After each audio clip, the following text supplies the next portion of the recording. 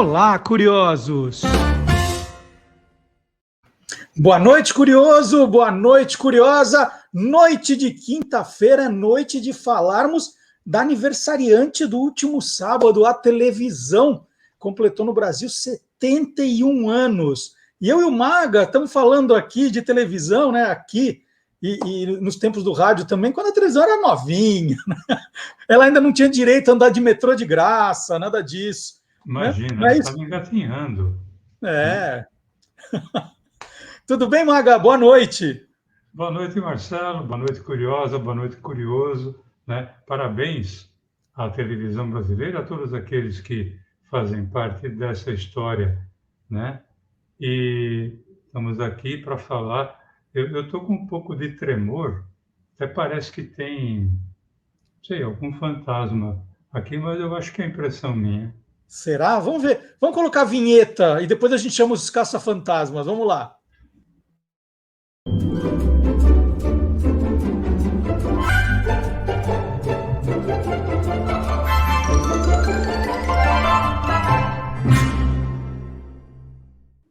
Gente, é brincadeira. O Maga não tem medo de fantasma. Não podem ficar tranquilos.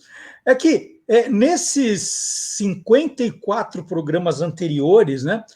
O Maga está aqui contando a história da televisão e adora falar de seriados. Ele, de criança, assistia todos, depois de adulto, continua assistindo todos. E já falou de Faroeste, já falou aqui de esses seriados mais românticos, já falamos de teleteatros, programas de humor, agora shows, grandes shows da televisão. Eu me pergunto, né, Maga? Deve ter histórias boas também sobre esses seriados assim de suspense, de sobrenatural, não tem? Tem, Marcelo. Eu assisti e vi várias dessas séries, né? Algumas eram muito boas, outras nem tanto, né? Aliás, foi por isso que eu resolvi selecionar 5.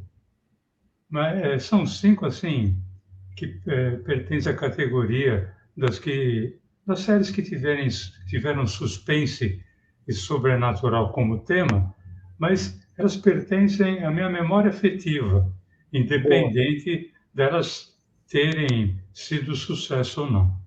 Boa. Então, gente, o Maga escolheu 5. O que não entrar nessas 5 não é porque ele não escolheu aqui, não ia dar tempo, porque eu tenho que fazer o programa no sábado, então eu tenho que segurar o Maga. Eu falei, não, Maga, 5. Vamos lá, com qual a gente começa? Nós vamos começar com aquela, talvez tenha sido a primeira série de suspense na TV brasileira, que chamava-se Além da Imaginação. Além da Imaginação começou a ser exibida no Brasil em 1961 pela TV Record Canal 7. O seu título original era Twilight Zone. E ela foi criada por um cara chamado Rod Serling, que era quem fazia a narração dos 156 episódios, Marcelo, divididos em 5 temporadas. Os episódios eles eram independentes. Eles tinham 25 minutos, aliás, exceção aos da 4ª temporada, que eu não sei porquê, tinham 50 minutos. Mas o Além da Imaginação era o suspense como mote principal, mas o que variava era o tempero. Às vezes, o tempero era ficção científica, outras vezes o tempero era uma simples fantasia, em outras era terror. Tudo isso em preto e branco. Em 1962, a revista São Paulo na TV apresentou a série Além da Imaginação como o programa com a 3ª maior audiência da TV Record. E a abertura do Além da Imaginação era clássica. E aqui no Brasil era dublada pelo Magno Marino. Não sei se conhece alguém que gostava de Além da Imaginação, né, que colecionava os DVDs, não sei se você conhece alguém assim, que era meio louco pela série, né, que se encantava com essa coisa de suspense. Eu não sei se você conhece alguém assim, né? Agora, tem muita gente que tem outra referência do Além da Imaginação, né, na TV a cabo, que eu acho que era uma série mais recente, não é isso? Os episódios, não sei se eram os mesmos, refeitos, eu não lembro exatamente como era essa parte da TV a cabo. Foram praticamente os mesmos. A série teve uma série em 1995 que foi criada com outro nome, quer dizer, nome parecido. Era The New Twilight Zone. Mas a série que você está se referindo, ela foi reexibida na TV a cabo. Né? Como eu disse, o Rod Serling fazia a narração dos episódios. Na primeira temporada, ele não aparecia, apenas a sua voz era ouvida. Agora, isso já não acontecia a partir da segunda temporada, quando ele, próprio Rod Serling, aparecia como narrador nas cenas, mas sem contracenar com os personagens. E no Brasil, a voz do narrador, Rod Serling, ficava por conta de um cara muito especial em dublagem chamado Valdir Guedes. O Maga, se eu não estou enganado, nessa época tinha um outro seriado que tinha até um nome, acho que lembrava, além da imaginação, que as pessoas confundiam, não tinha? Tinha. Essa série chamava-se, o título original era The Outer Limits, Limites Exteriores. Mas aqui no Brasil, a criatividade brasileira ficou conhecida como Quinta Dimensão. Uhum. E ela começou a ser exibida no Brasil em 1963. Então teve uma época em que as duas ficaram no ar simultaneamente, né? Além da Imaginação e Quinta Dimensão. Muita gente realmente confundia as duas séries, embora houvesse uma diferença marcante entre elas. O Quinta Dimensão foi criada pelo Leslie Stevens, com roteiros de Joseph Stefano, e eram 49 episódios. O Quinta Dimensão trabalhava o suspense, mas ligado quase que exclusivamente com a ficção científica, trabalhando temas como, por exemplo, alienígenas, né? Conta uma coisa assim que Quinta Dimensão tinha de muito especial, assim. A abertura. Para falar a verdade, eu gostava de ver, quando eu era ainda, ela tinha meus 10 anos, eu gostava de ver os episódios por causa da abertura. E todo episódio a série começava com a imagem distorcida e uma voz dizia que a partir daquele instante a sua TV passaria a ser controlada por outras pessoas. Coisa maluca, né? Alguém virava o seu controle remoto, você não tinha direito a interagir com a televisão. E ao final do episódio, a mesma voz entrava em cena dizendo que as tais pessoas estavam devolvendo a você o direito de controlar a sua própria televisão. Nos anos 1990, houve um remake do Quinta Dimensão, aí a série foi maior, teve 152 episódios, mas foi mantida apenas a forma da abertura. E nessa abertura, a voz, na dublagem brasileira, pertencia a um amigo meu, trabalhamos juntos por muito tempo, o Aldo César. Vou te fazer aquela pergunta chatinha que eu sempre faço, vai. Já que você assistiu, eu não conhecia a Quinta Dimensão, eu já tinha ouvido falar, mas nunca tinha visto. Além da Imaginação e Quinta Dimensão, qual que você gostava mais? Bom, eu particularmente gostava mais do Além da Imaginação, né? E tem um episódio que foi muito marcante para mim. Como eu falei, eu era pequeno quando assistia, né? Era um cara que ele era apaixonado por livros. Ele trabalhava numa biblioteca, se não me engano. E acontece de haver uma hecatombe e ele torna-se o único ser vivo na Terra. Então não tinha nada que pudesse atrapalhar a leitura dele. Eu me lembro que ele separou todos os livros que ele encontrou, ele foi fazendo montes. Ele falava assim, livros para janeiro, livros para fevereiro, tal, que ele montou a vida dele dali para frente, porque ele só ia ler.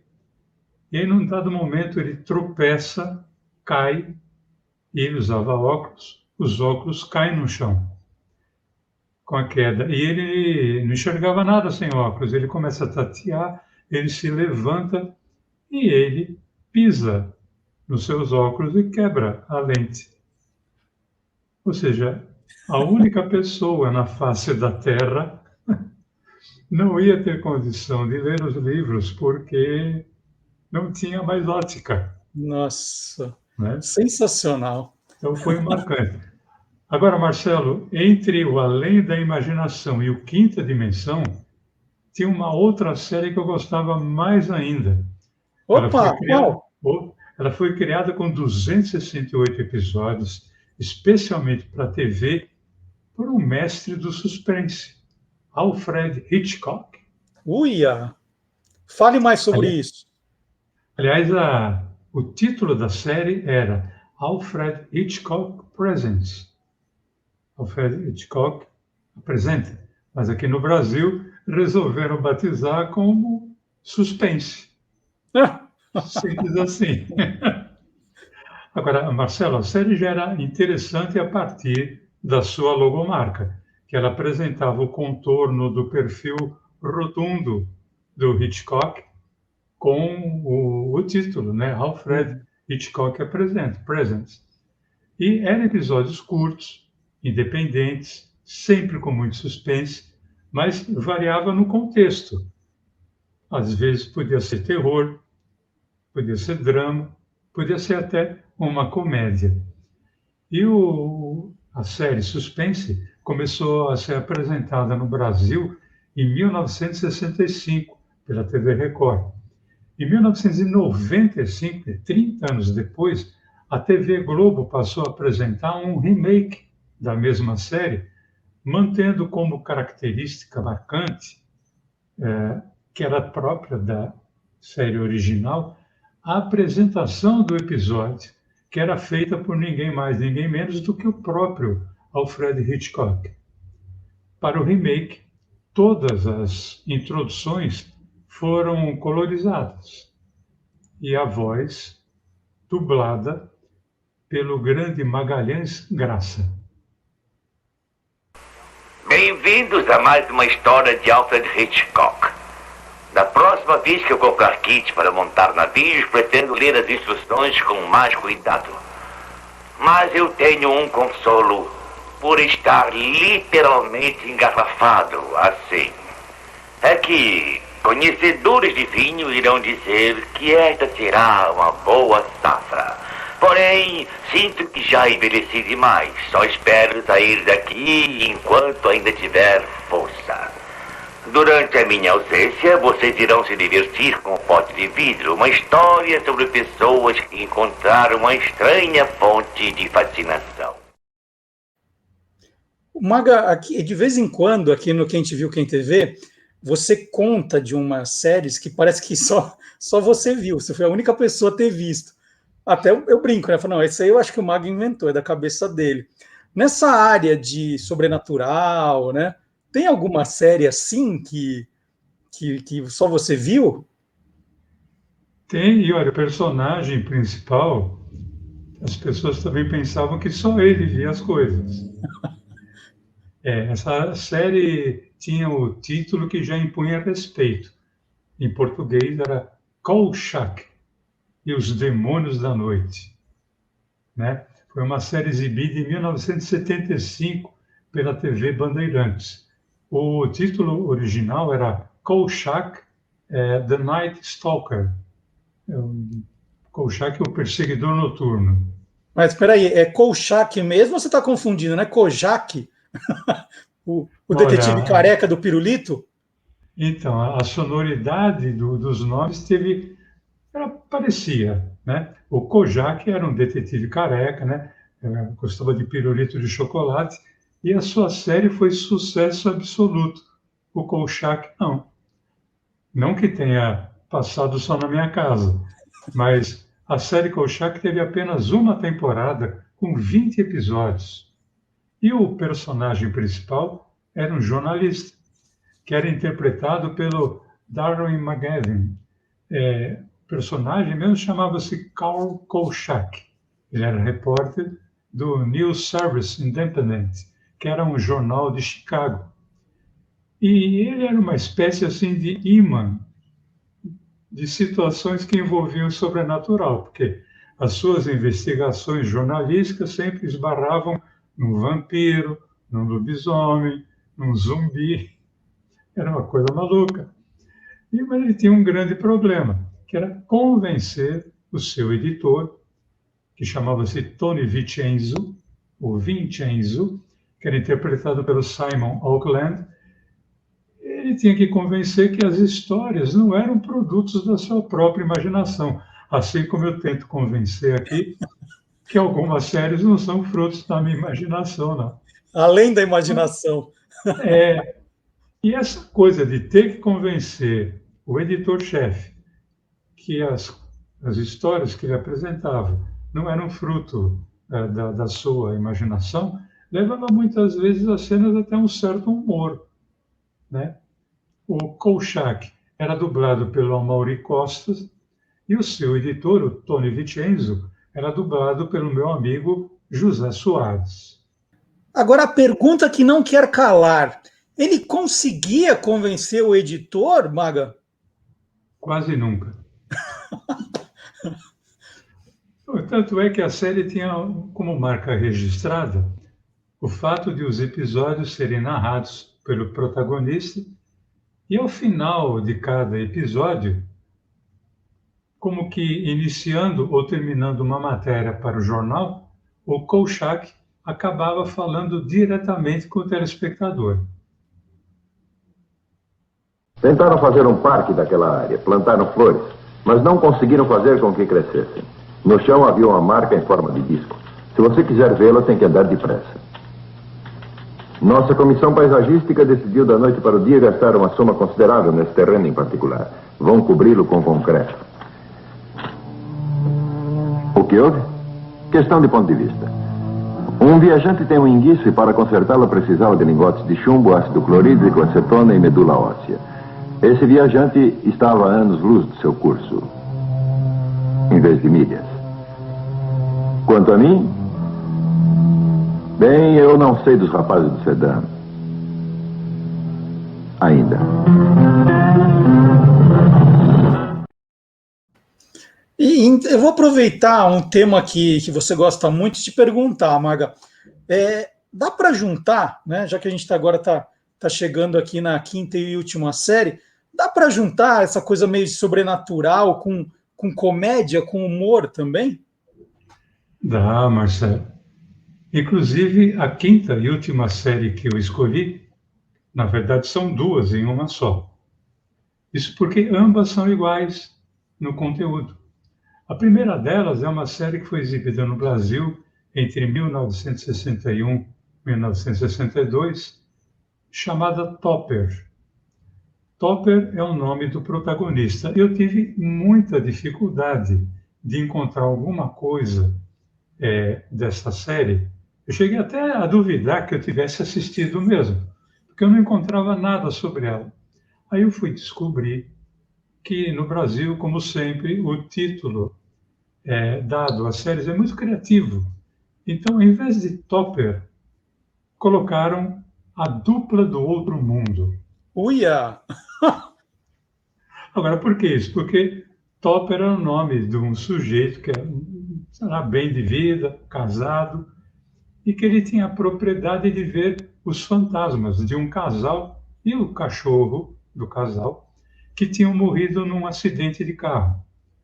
Só que só ele que via e conseguia falar com os fantasmas. Ele via, ouvia e falava com os fantasmas.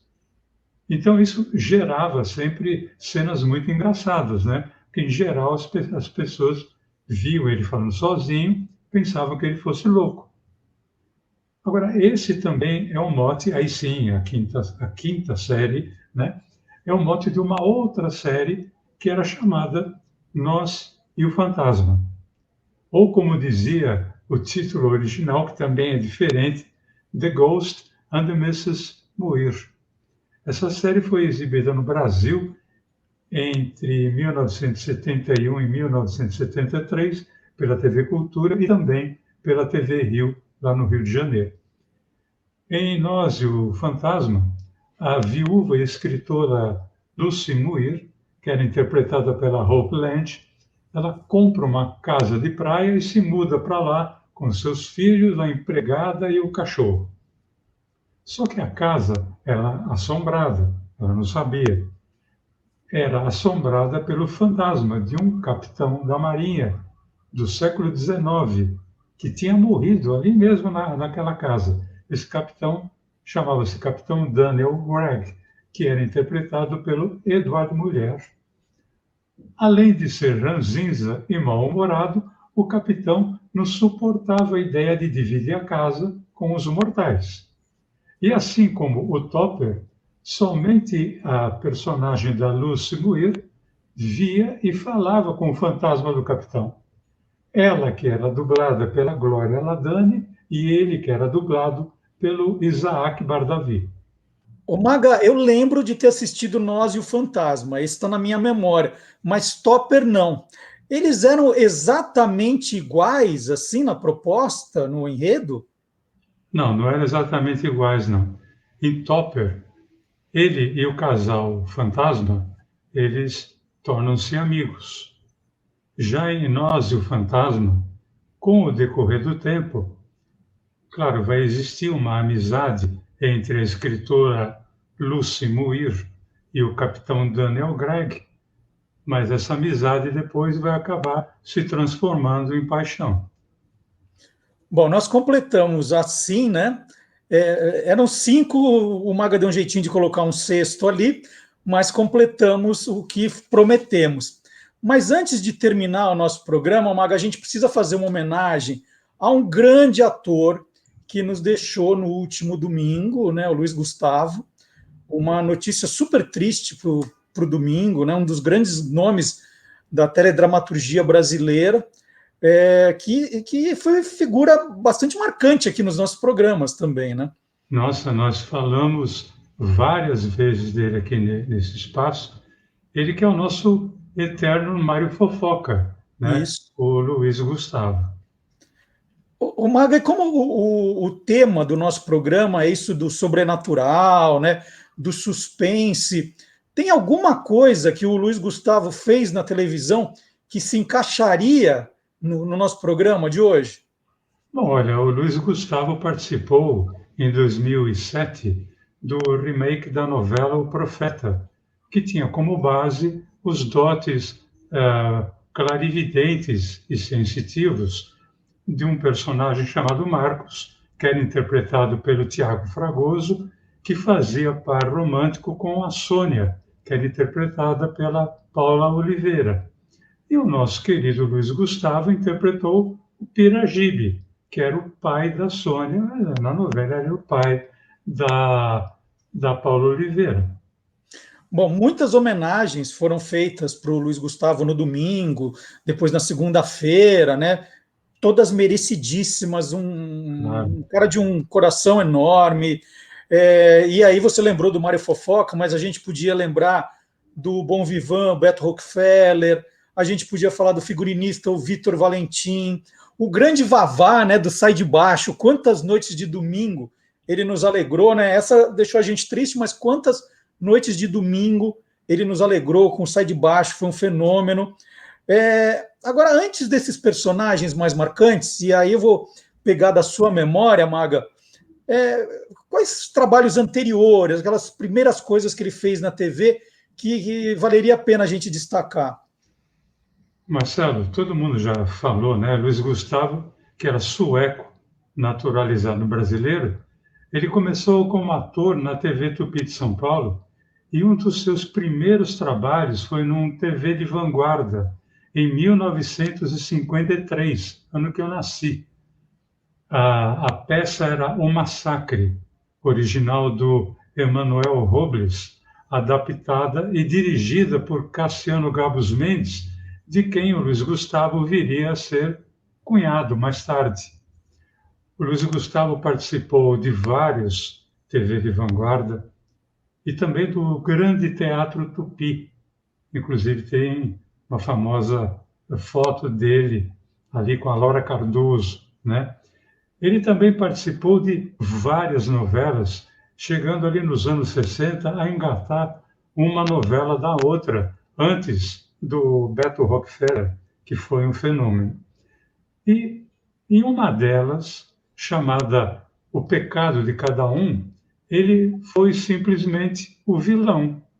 Uma coisa impensável, né? Um cara como o Luiz Gustavo ser vilão de uma novela, mas ele foi. Mas a maior inclinação e vocação do Luiz Gustavo era a comédia. Tanto é verdade que logo em 1956, ou seja, 3 anos depois dele iniciar na televisão, o Fernando Balleroni criaria uma série cômica chamada Tatá, o Falado, protagonizada pelo Luiz Gustavo. E aí também várias pessoas já citaram nas homenagens, o apelido do Luiz Gustavo no meio artístico era Tatá. Então, essa série cômica, Tatá, o Falado, ela durou de 1956 a 1959. Maga, agora você telespectador, não o pesquisador. Você lembra de alguma série, algum programa do Luiz Gustavo que tenha... Eu acho que vamos pegar para o lado cômico, né? Que tenha marcado você. Tem. Logo depois, quer dizer, na época eu não sabia disso, né? Mas em 1959, depois então de ter terminado a série Tatá, o Falado, o Geraldo Vietti criou uma outra série. Na época, ela era considerada novela, mas era um capítulo por semana, então consideramos uma série. Chamava-se O Príncipe e o Plebeu. Era uma história de 2 amigos que moravam numa pensão de um casal italiano. Os 2 amigos eram o Hamilton Fernandes, que é príncipe, galã, ele seria depois o Albertinho Limonta, né, do Direito de Nascer, e o Luiz Gustavo era o plebeu, o personagem mais atrapalhado. Os donos da pensão eram um casal italiano, como eu falei, vivido pelo Walter Sturt e pela Maria Vidal. E nessa pensão haviam 2 lindas pensionistas, vividas pela Neide Alexandre e a Meire Nogueira. E olha, as situações desta série, O Príncipe e o Plebeu, eram muito divertidas e eu simplesmente adorava ver toda e qualquer cena em que o Luiz Gustavo participasse. Esse foi o primeiro grande sucesso dele como personagem fixo de comédia, sim? Foi, eu acho que foi na sequência, né? Primeiro o Tatá, o Falado, e na sequência o Príncipe e o Plebeu. Então, essa série, inclusive, era muito comentada. Ela teve, inclusive, o patrocínio exclusivo dos televisores Empire. Olha, hein? E teve alguma sequência disso depois? Teve o Príncipe Plebeu continuou, alguma coisa assim? É um trava-língua, né? Falar plebeu plebeu.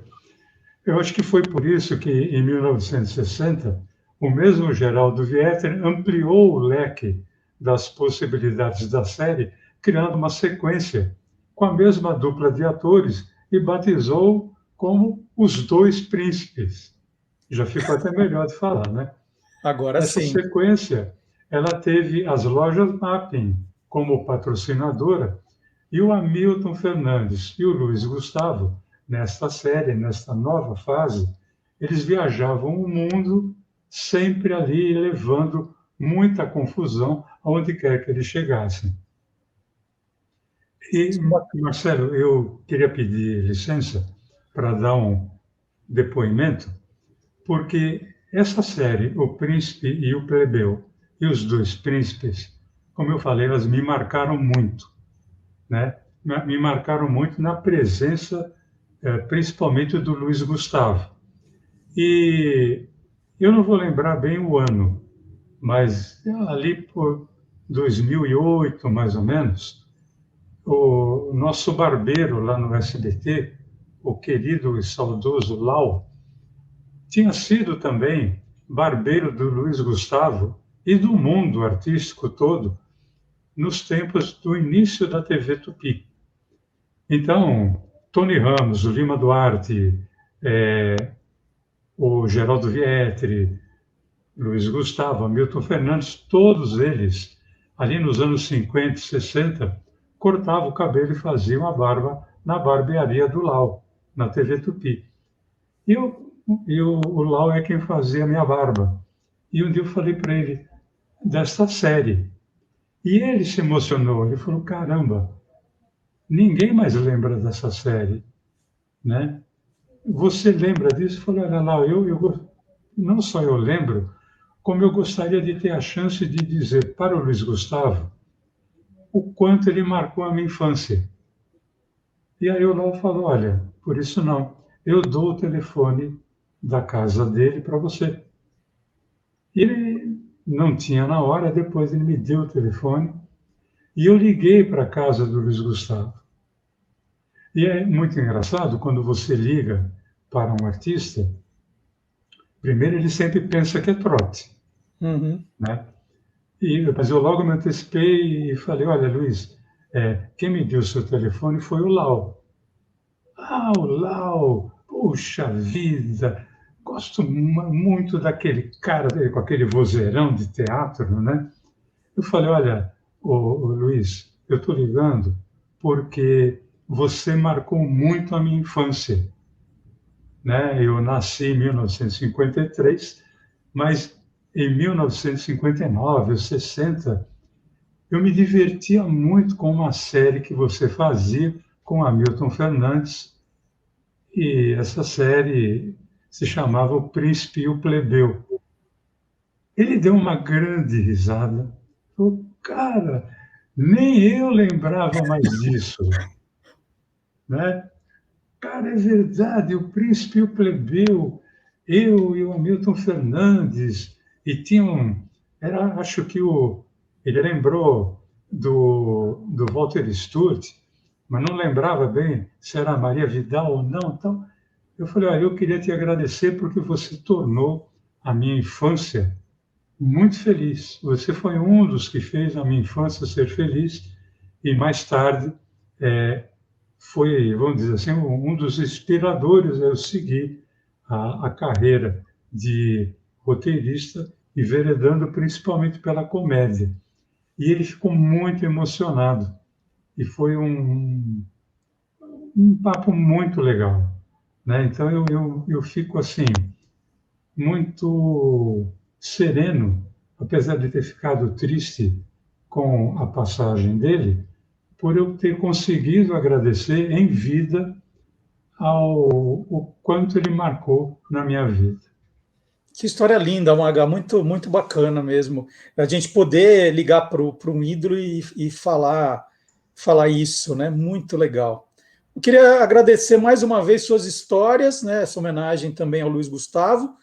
Nós estaremos aí repetindo essa homenagem no próximo sábado, no Olá Curiosos. E a gente pede sempre, antes de você ir embora, né? Antes da gente fazer as despedidas, para você deixar um like aqui no programa, né? O joinha, se você curtiu. Se você não se inscreveu ainda no canal, essa é a chance. Compartilhar os vídeos, dar uma olhada nos programas anteriores, também tem muita coisa legal. E semana que vem estaremos aqui de volta. Maga, super legal, viu? Muito obrigado. Quem agradece sou eu, Marcelo. Tchau, gente. Até quinta que vem. Tchau, gente.